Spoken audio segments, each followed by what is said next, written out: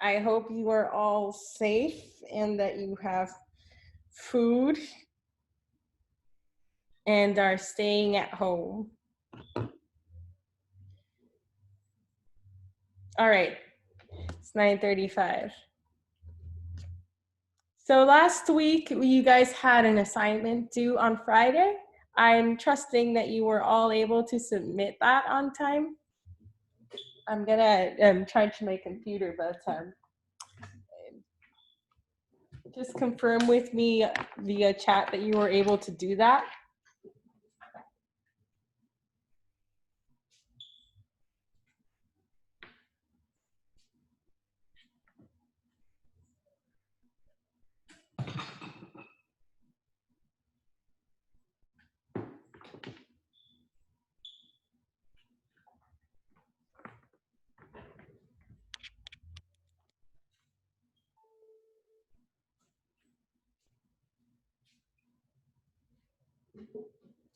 All right.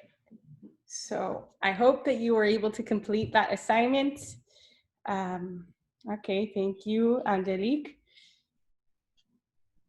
So today we are going to talk about words, okay? Last week we've been talking about the larger organizational units of meaning. So we've been talking about sentences, which is the big one, and then how a sentence can be composed of one clause or a single elementary clause, or that sentence can have multiple clauses. So it could be a coordinating clause, and how within those clauses we also have specific organizations, and within a clause we can have phrases that are smaller than a clause, and smaller than a phrase is then a word, right? One moment, somebody's trying to get in. So that's where we are right now. We're at the level of the word. So we're talking about words.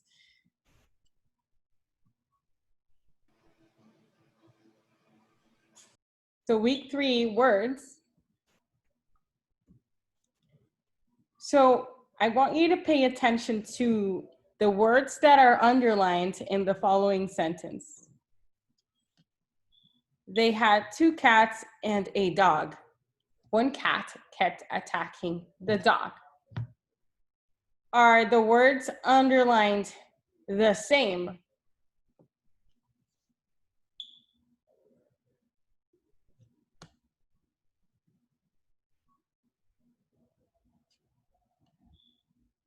Let me see if I can see anything in the chat.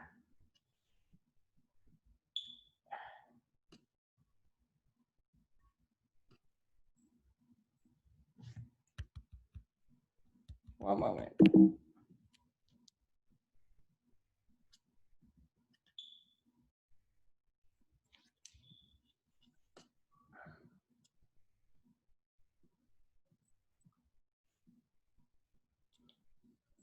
Trying to see, are any of you trying to write in the chat? Okay, cool. Are they passive and active? No, just look at the words underlined. So we have cats, dog, cat, dog. So my question is, are the words underlined the same word? Would you say that these are the same words, like cats and cat and dog? Are they the same word? Yes, the only difference is the number of cats, Luis. Exacto. So we could say that, for instance, the first dog and the second dog can be the same word, and but cat and cats are definitely a different word, even though it's a related word. One of them refers to a multitude of cats, 2 cats in this case, and the other one refers to a singular cat, one cat.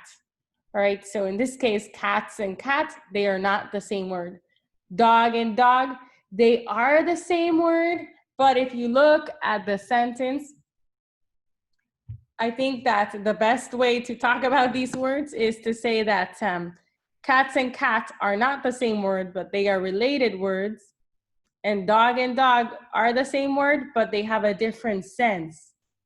Okay, so why do they have a different sense? Because the first dog is a dog, un perro, it could be any dog. And the second dog is the dog, so it's a specific dog, right? So different senses, but the form of this word is identical to this word. This word, the form is not identical to this word. So the second and the fourth dog are instances, the second dog, fourth word dog are instances of the same word, but the first and the third are not, right?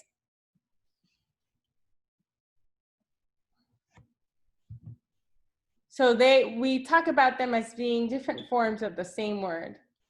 So in the study of grammar, we refer to the notion of lexeme to talk about different forms of the same word. So that's a vocabulary word. So whenever we're talking about different forms of the same word, we use the word lexeme, lexema. What is a lexeme? Different words, forms of saying the same word. So the term lexeme comes from the vocabulary word lexicon. Lexicon means dictionary, diccionario, all right? Under this understanding, cat and cats are different but related words. They do not communicate the same meaning, but they are forms of the same lexeme.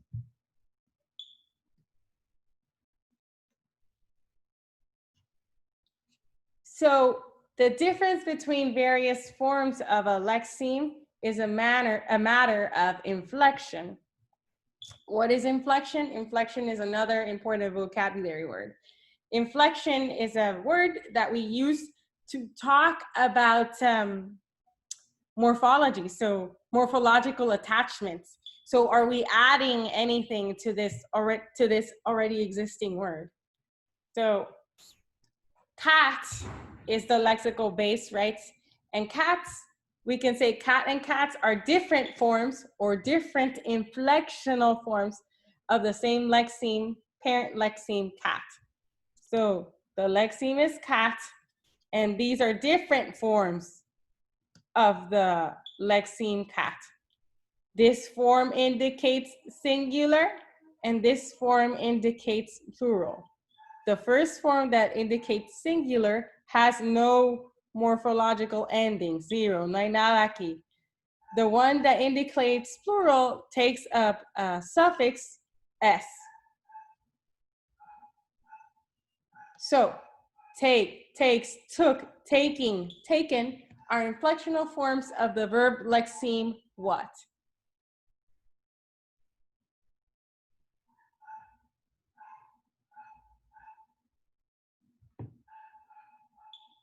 What's the parent lexeme there?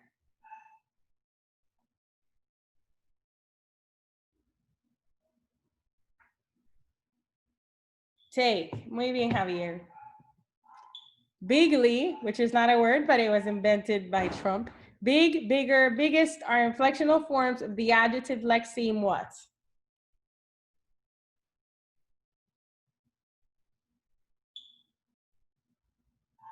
Big. Exacto, Julia, Angelique, Indira. Very good.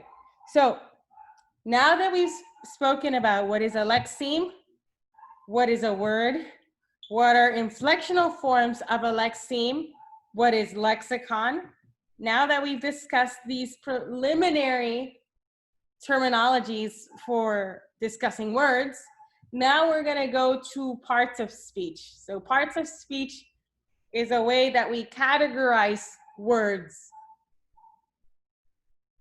Parts of speech.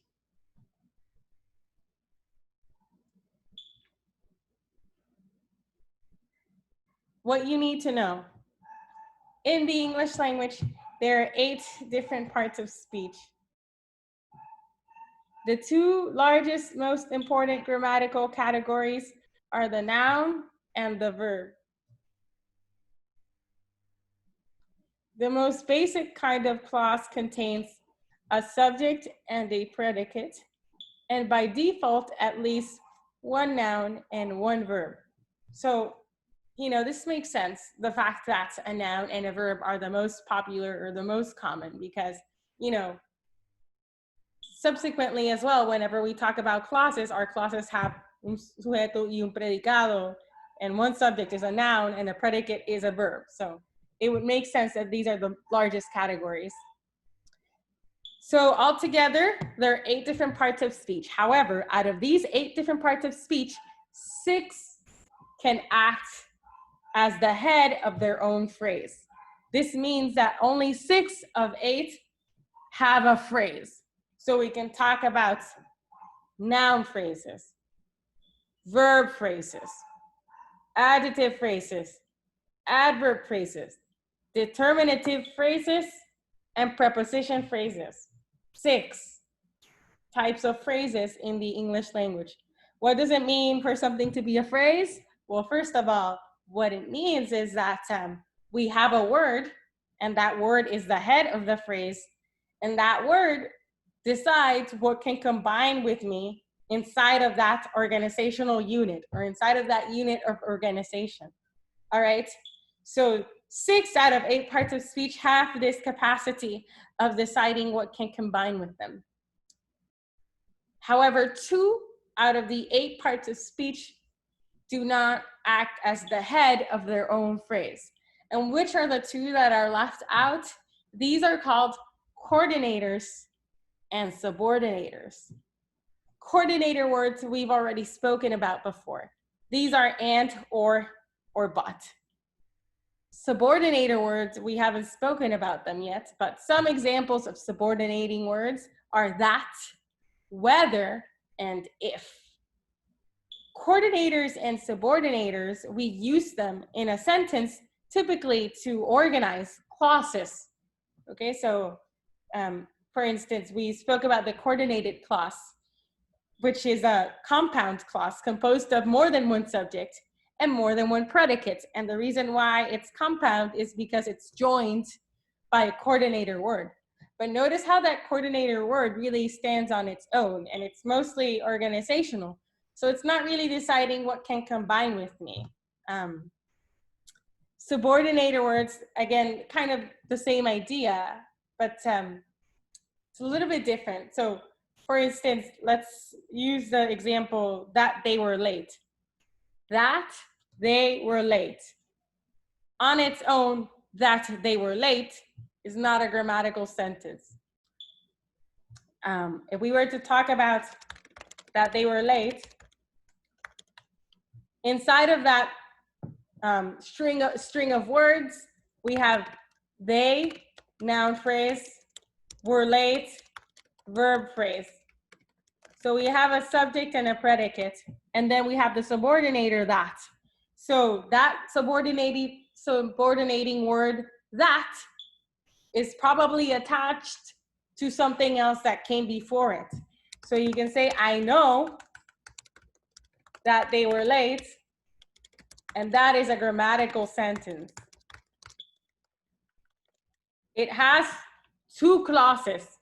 It has I know, yo sé, which has a subject and a predicate. They were late is another clause composed of a subject and a predicate, and it's united, the 2 ideas by that, right?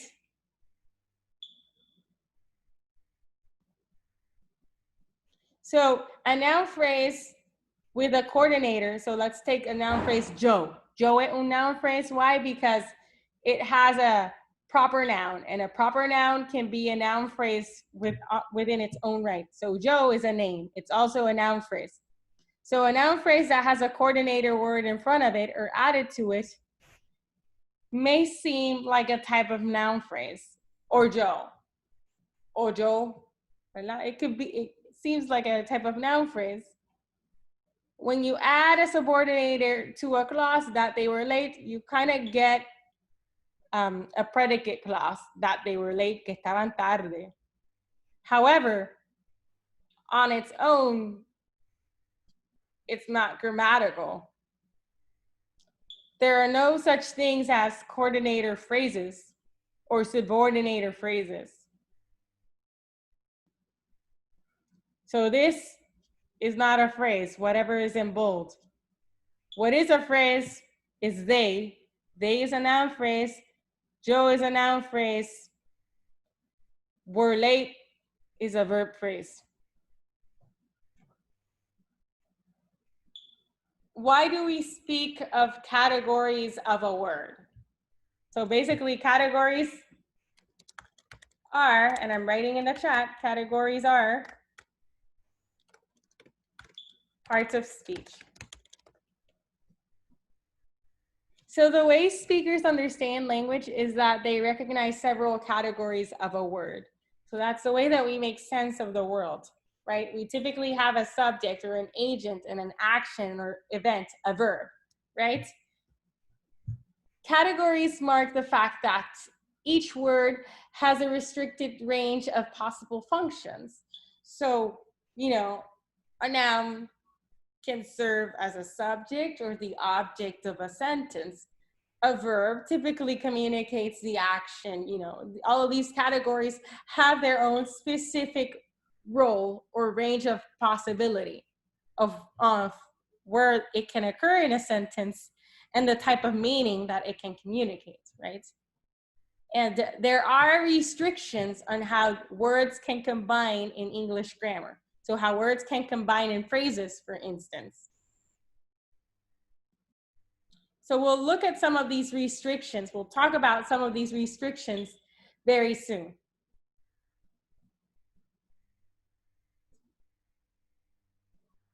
So first of all, let's start with our first part of speech, which is the noun. The noun is probably the most popular, most commonly used part of speech. So nouns make up the largest category in terms of number in dictionary entries. If you pick up a dictionary, chances are that most of the entries or most of the words that you have in a dictionary are nouns, sustantivos. Why? Because when language was formulated in the first place, or one of the main reasons why we use language is to make sense of the world around us, to give names to the things around us or to the feelings or whatever. And a lot of the times, these names stand for objects, places, people, more than anything, more than actions, all right? So in textbooks, we find more nouns than any other category. And all of the time, newer nouns are being introduced as well. So with the internet and technology, we have new nouns too. So different examples of nouns. So we have different sentences projected on the screen. We have the dog barked. Dog is an animal. That is Sue. Sue is a proper noun. It's a person. We saw you. We is a person. It's a pronoun. Saw you is a person. It's a pronoun. So the meaning in nouns, maybe in elementary school or, in your old traditional grammar class, they told you that, when we talk about nouns, they denote all kinds of physical objects, but namely person, place, or thing, or persons, animals, and inanimate objects. So we can have a human being, an animal, or an object like a book.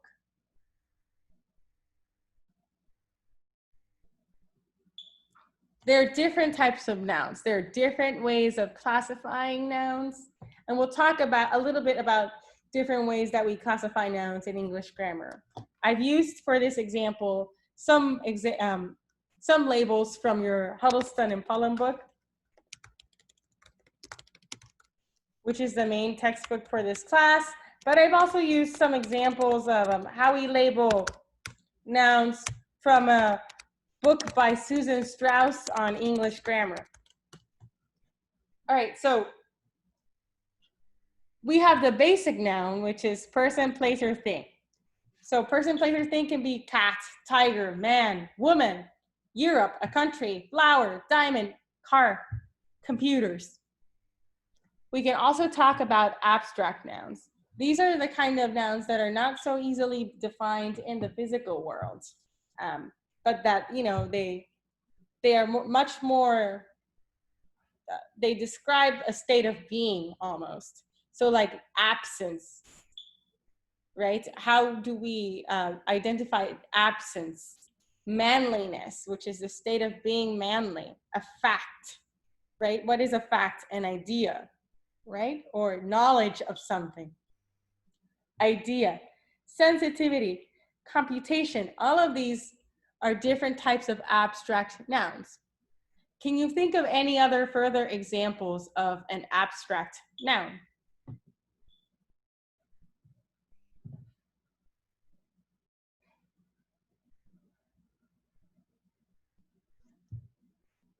Examples of abstract nouns. Emotions. Yeah, like you can say happiness is an abstract noun, right? Um,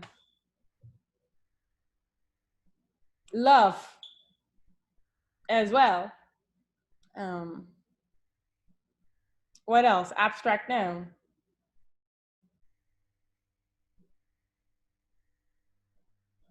We'll leave you sadness. Good. Yeah, emotions. Yeah, sadness, but also like imagination. You know, there are certain things that we can't really talk about in a concrete way, right? But we talk about their idea. Uh, yeah. So maybe you can think about more examples of abstract nouns in classes to come. Inflection. Okay, so a property that characterizes nouns from other parts of speech is that they can be inflected. So we said previously that inflectional forms are basically the affixes that we attach to a word, right? So like a suffix. So we spoke about the whole idea of a lexeme and inflectional forms of a lexeme, right? So one of the defining properties of nouns is that they can be inflected, usually for plural form, right? We can talk about a noun being singular or plural a lot of the time, especially if we're talking about basic nouns, all right? So the majority of nouns can have an inflectional form, or they can take morphological attachments. So what do you mean morphological attachments? What are morphemes? What is morphology? So in our unit of grammatical organization, the smallest grammatical unit of meaning is a morpheme, morphema. So we have sentence, clause, phrase, word. Smaller than a word, morpheme. Morphemes are the building blocks of words, and they are the smallest unit of grammatical meaning. So the morpheme S communicates plural form, right? The morpheme an is a negative morpheme, so it's communicating some kind of polarity.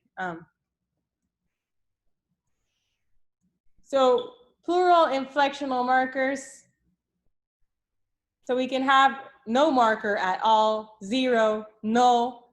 So if we have no marker at all, we know that this is an individual cat for this specific noun. If we do have a marker, S, inflectional marker, this means that this is a collection of cats. So the function of nouns. Nouns generally function as the heads of their own phrase, of the noun phrase, right?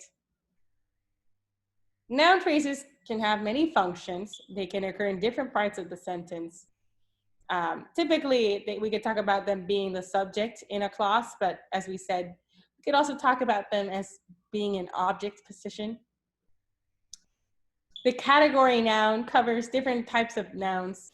So far we've described different types of nouns as basic, abstract, and what was the other one? I go back. I'm writing all of this in the chat so you have an idea. So far, we've said that nouns can be basic, abstract, and they can take inflection. But now we're gonna add more labels to how we describe nouns. So our book by Huddleston and Pullum also further makes a distinction and classifies nouns into the following three main types. So we have common nouns, which is the same thing as basic noun. So common nouns. So these are person, place, or thing. Cat, tiger, woman, women. Proper nouns. So that's a new category. Proper nouns are the names for entities, people. They specify a person rather than like anyone. Okay, so proper nouns can be Michelle Obama, person, Katherine Morales, Europe, country, Puerto Rico, United States of America, the University of Puerto Rico, Mayagüez, etc. Or it can be like the name of an album, the name of a book. A language is a proper noun.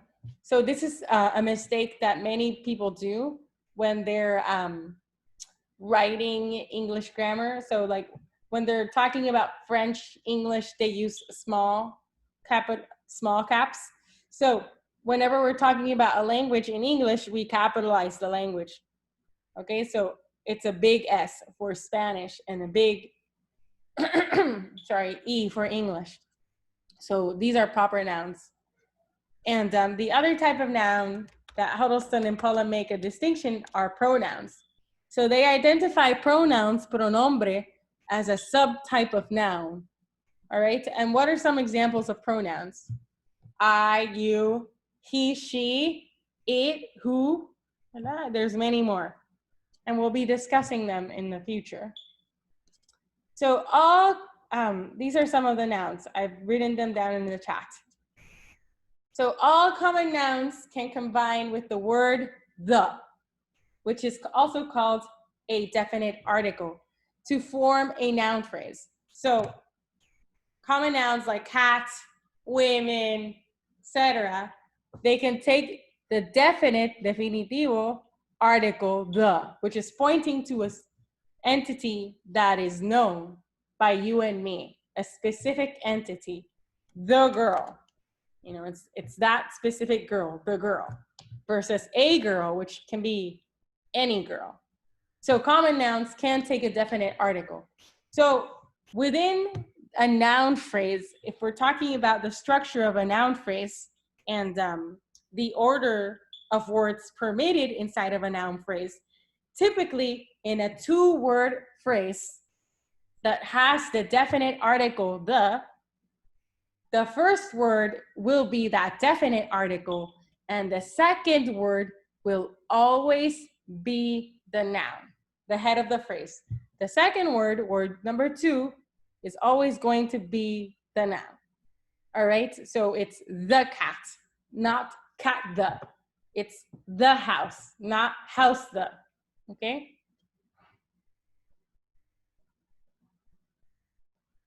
So another way of classifying nouns, specifically common, basic nouns, is referring to them in terms of whether they can be counted or not. We can say whether they are count nouns or non-count.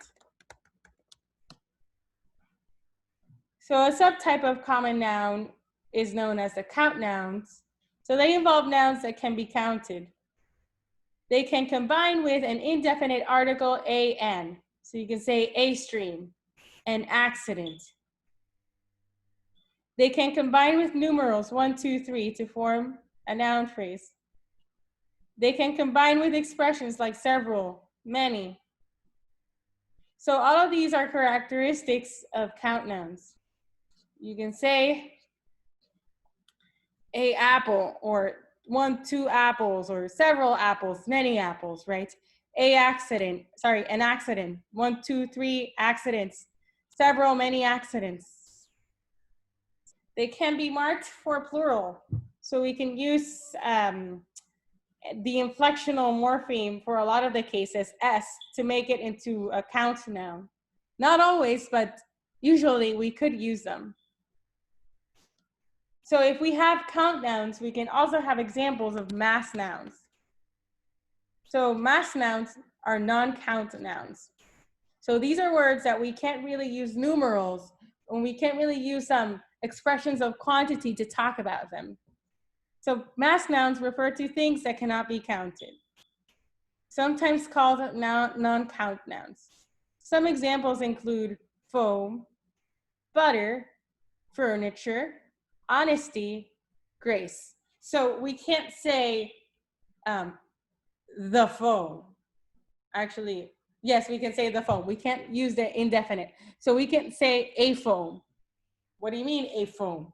We can't say a grace or an honesty or a honesty. We can't say 2 honesties or 3 honesties or several honesties. All of this doesn't make sense. Why? Because all of these words represents mass ideas, mass nouns, not things that can be quantified or broken down in terms of number. All right.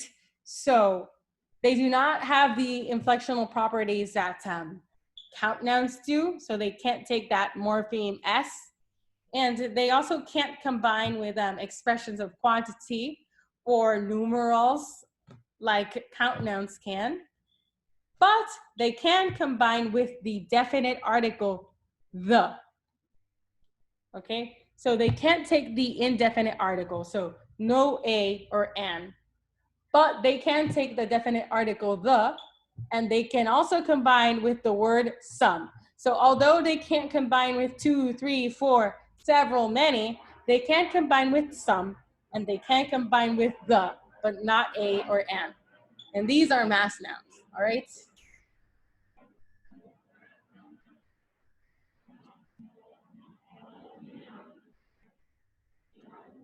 So we also spoke about a type of noun being a proper noun. So proper nouns are names spelt with an initial capitalized letter. So examples of proper nouns: month, right?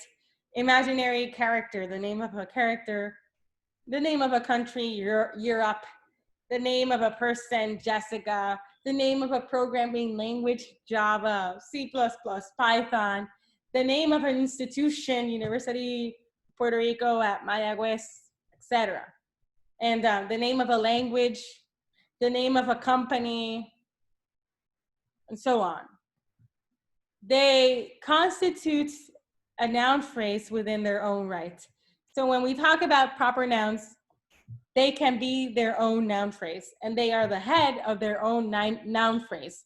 They don't need anything else to occur next to them. They don't need to combine with a determinative.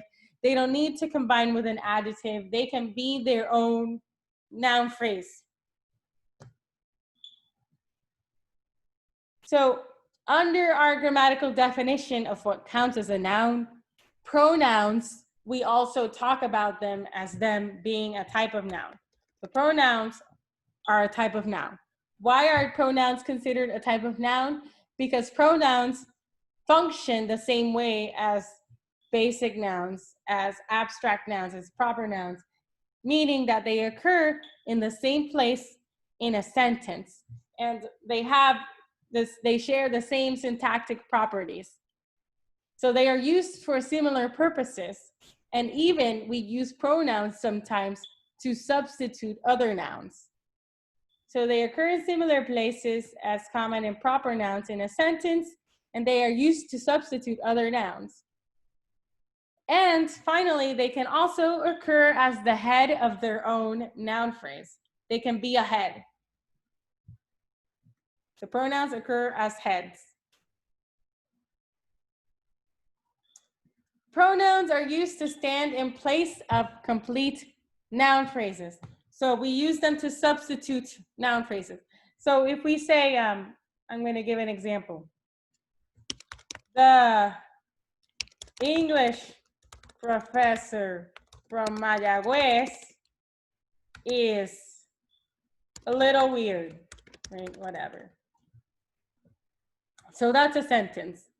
So what's the noun phrase in that sentence? The English professor from Mayagüez is a noun phrase, all right? And there are different noun phrases inside of that noun phrase, but you don't need to know that, Tim. But yeah, that's a subject, right? We can substitute the English professor from Mayagüez in the following sentence. She is very friendly, right? And she stands for the English professor from Mayagüez. So she is a pronoun and she is substituting a complete noun phrase. So in this sense, it is serving the same grammatical syntactic function. It's found in subject position, right? So I want you guys now to do the following exercise, so pay attention. So there's a paragraph that's gonna be projected on the screen, and I want you to, maybe using your microphone or using the chat, however you're comfortable, tell me or identify in the order in which they occur the nouns in the following passage. So I'm gonna read it. As Max and Adrian were talking, the daylight was fading from the west. Clouds were gathering and there was a chill in the air. They decided to end their conversation. Lights were shining from a passing streamer. Pessimistic thoughts filled the minds of both men, but Adrian pushed them aside as being merely the result of his tiredness. Besides, he had sand in his shoes. All right, identify the nouns. Go.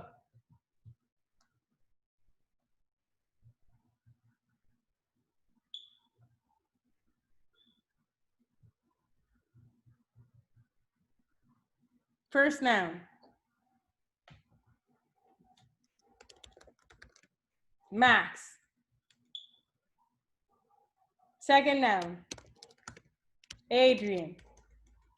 Right, so these are proper nouns. Max and Adrian. Okay, we've already done that. Give me different ones. What's another noun? Daylight. Okay. West. Okay. Clouds. Very good. That's a common noun. Okay. Air. Okay.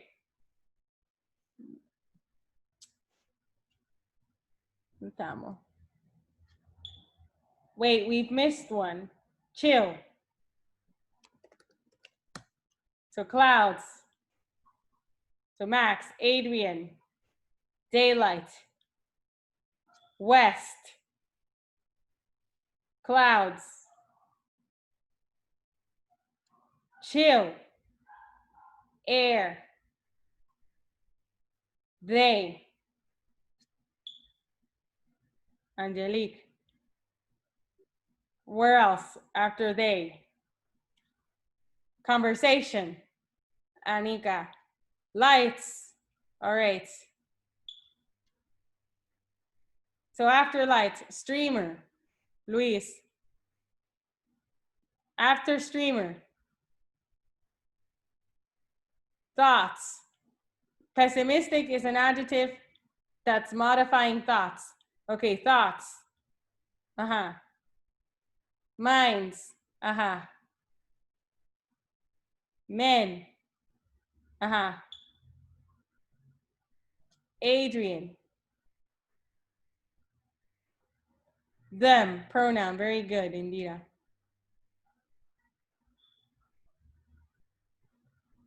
Result. Tiredness. He, pronoun, sand and shoes. Very good. So you didn't miss any. Very good collaboration. So if this is our first exercise of identifying nouns, we've basically done most of the work. So let's imagine that I gave you this exercise in a test, and instead of me asking you, identify the nouns, I ask you, identify the noun phrases.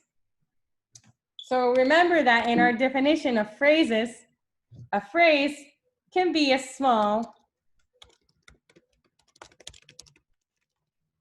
as one word, as long as the word is the head. So basically, what we've identified so far are the nouns. So by default, some of these nouns are the heads of their own phrases. So if we were to extend this exercise to identifying phrases, we would take a word like daylight. What's the phrase? So the daylight is the phrase. Daylight is the head of the phrase, a noun. Chill is the head of the phrase. A chill is a noun phrase. Air is the head of the phrase.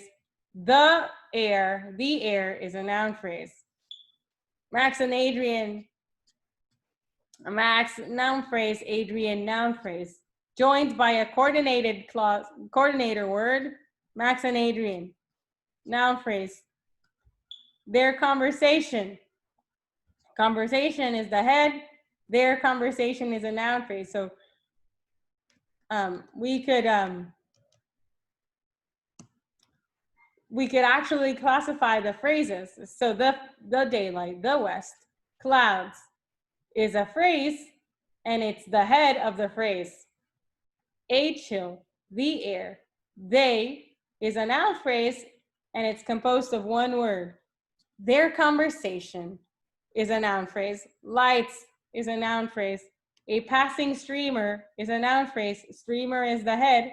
Pessimistic thoughts is a noun phrase. Pessimistic is an adjective modifying thoughts. The minds is a noun phrase. The is a determiner modifying minds. Both men is a noun phrase. Both is expression of quantity modifying men. Adrian is a noun phrase. Them is a pronoun, but also a noun. It's a noun phrase. The result is a noun phrase. His tiredness is a noun phrase. He is a noun phrase. Sand is a noun phrase. His shoes is a noun phrase. So it can be very helpful to identify the parts of speech first, and then we identify the phrases or the words that exist next to that head and that modify or give us information about that head. All right. And maybe some of you will be asking, but Misi or whatever, please never call me Misi, please. But profe, that's better. Why don't we why isn't from a part of the noun phrase? Why? Because from is a preposition. And we said that prepositions can be the head of their own phrase. So this means that from the west, o sea, the string of words from the west is actually another phrase. It's a preposition phrase. So from the west is a preposition phrase, and the head of that phrase is from, and inside of a preposition phrase, we have a noun phrase, the west. All right, so phrases can occur inside of phrases. So other examples that occur here in this paragraph of preposition phrases: in the air, from a passing streamer, of his tiredness, in his shoes. So his shoes is a noun phrase, his tiredness is a noun phrase, a passing streamer is a noun phrase, the air is a noun phrase. But if we add the preposition, suddenly this all together are preposition phrases that have noun phrases inside of them. All right, and that's a different type of phrase that we will be discussing in the future that are made up of prepositions. All right. Also, I wanted to talk about the pronouns in this example as well. So in the example, we were able to classify all different types of nouns. And we also said that pronouns are a type of noun. So we have in this example, they, them, and he. They, the first time it occurs, they stands for Max and Adrian. Them, que sucede aquí, push them aside, is substituting pessimistic thoughts that occurs before it. He had sand in his shoes is referring to Adrian, which was spoken about in the previous sentence. So pronouns are used to substitute nouns. So they function similarly to nouns, so they are considered nouns in our parts of speech. All right, so that's it for today. If there are no other further questions, then see you next class. All right.